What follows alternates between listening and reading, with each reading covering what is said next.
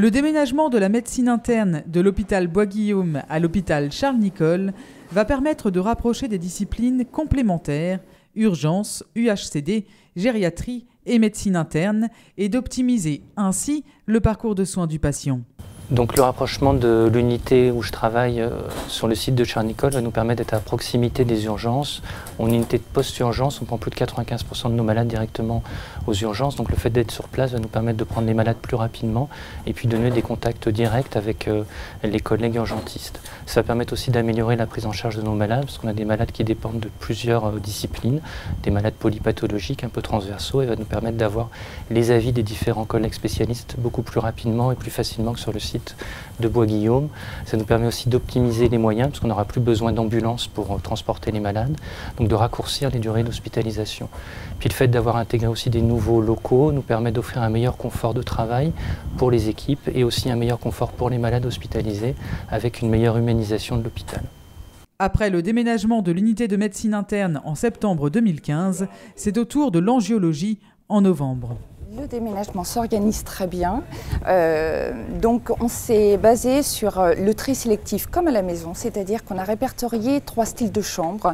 Une chambre qu'on a étiquetée poubelle, où en fait tout le mobilier qui doit aller à la poubelle sera descendu par l'équipe de M. Douillère. D'autres où en fait c'est marqué à descendre sur Charles-Nicolle, donc c'est tout le mobilier que l'on va récupérer et qu'on va réinjecter donc au 2e étage. Et une autre sorte de pièce qui est étiquetée mobilier à redistribuer au sein du pôle.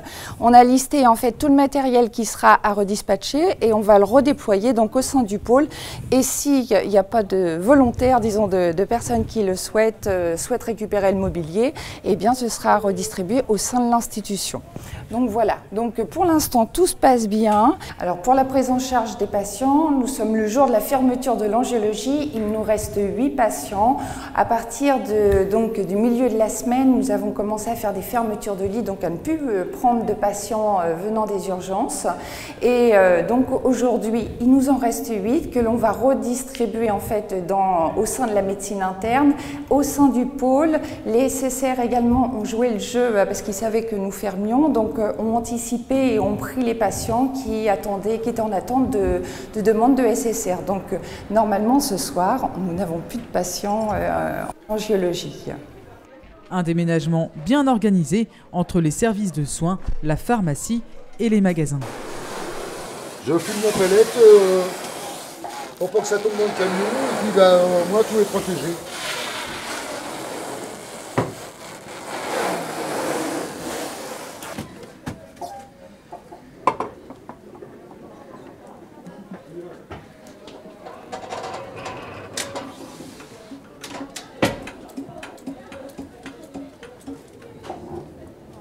On vient vider l'armoire, remettre tout sur palette et après on remontrera l'armoire à pharmacie dans le service. Voilà. Ça s'organise, on a déjà fait un voyage ce matin et là on refait un voyage cet après-midi et après on reprend lundi matin. Voilà, donc il y a déjà un bon voyage de descendu. Ça va représenter une bonne semaine. Il faut qu'on déménage, après il faut qu'on vide le service pour recevoir un autre service derrière. Et il va falloir qu'on redistribue le matériel qui est encore récupérable dans d'autres services. Voilà, donc c'est une bonne semaine à 3-4 personnes. Mais c'est un bon challenge. Une nouvelle organisation à laquelle s'adaptent les équipes. Pas d'angoisse, tout se passe très bien, on arrive à gérer. Tout c'est bien, tout le monde Tout a été très bien organisé, chacun a un poste adapté à chacun selon ses fonctions et tout se passe dans la joie et la bonne humeur. En équipe, exactement. En équipe. Voilà. Donc ce sera que du positif pour décembre. Au niveau médical, on aura plus d'accès au plateau technique de Charles-Nicolle, donc c'est du plus pour le patient. Et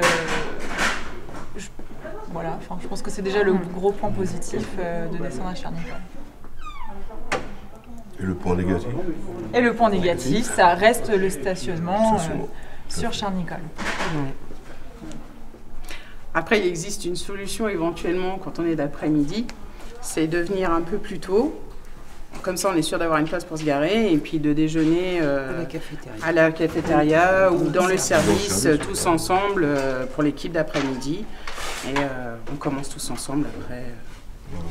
Ce sera une autre organisation. Je pense qu'on trouvera les solutions. Il faudra. On n'aura pas de choix. On s'adaptera. Oui, On va s'adapter. on s'est toujours adapté.